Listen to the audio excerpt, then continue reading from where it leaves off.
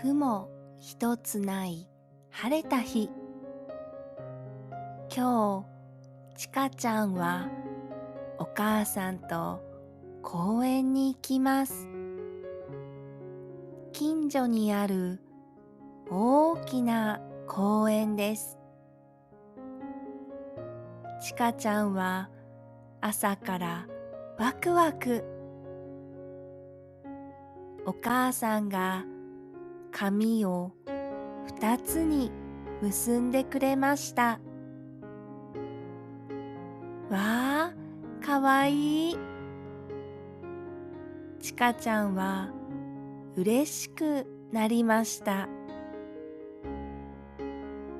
お弁当を作ったから、お昼は公園で食べようね。お母さんがそう言いました。やったー、早く行きたい。公園に着きました。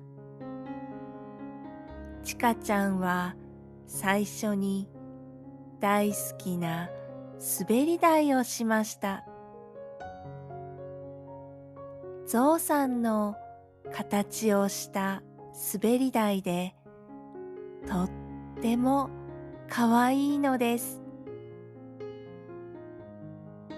次にちかちゃんはブランコに乗りました。お母さんが優しく背中を押してくれました。柔らかい風がちかちゃんのほっぺたに触れました。お空が動いてるよ。あ、鳥さんが飛んでる。あらあら、ちかちゃん。上ばかり見てると危ないわよ。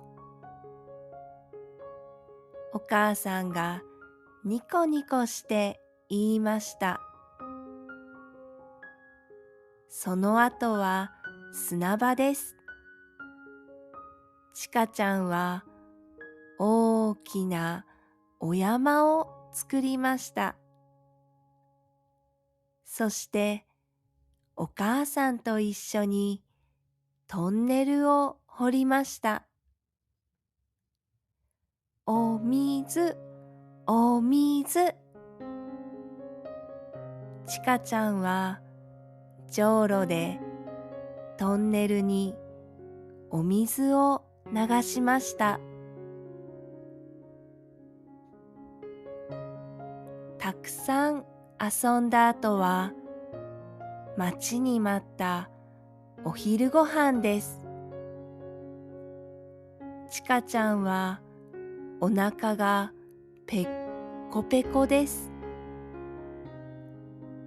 お母さんと一緒に公園にあるベンチに座ってお弁当を広げました。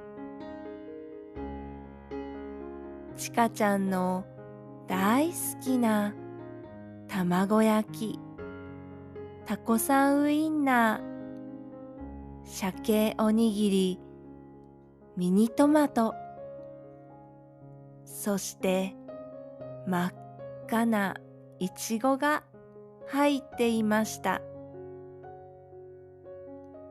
おいしい。お母さん、ありがとう。ちかちゃんはとっても幸せな気持ちになりました。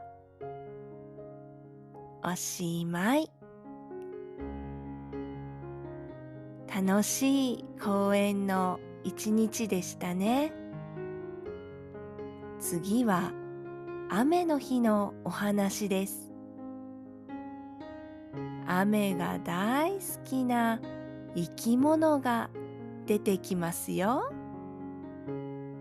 お楽しみに。